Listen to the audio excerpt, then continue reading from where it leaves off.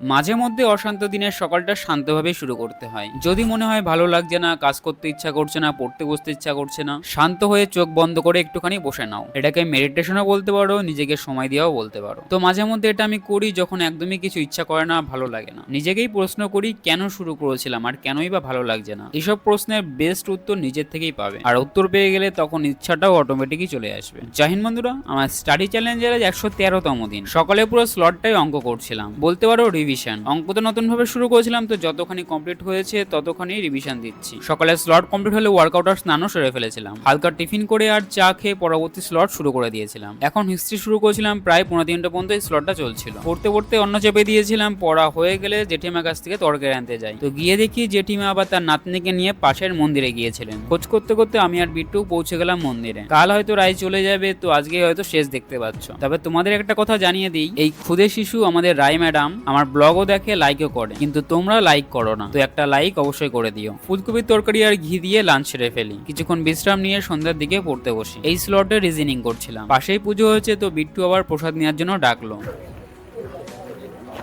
কয়বার নিলি বল, সত্যি কথা বল। তিনবার। তিনবার? তুই কয়বার নিলি? কিছুক্ষণ হাঁটাচলা আর ঘোরাফেরা করে রুমে চলে আসি। ওয়েস্ট বেঙ্গল জিওগ্রাফি নিয়ে বসি, এটাই রাতে পড়ছিলাম। জয়েন বন্ধুরা, এই পর্যন্ত ছিল আজকের রুটিন।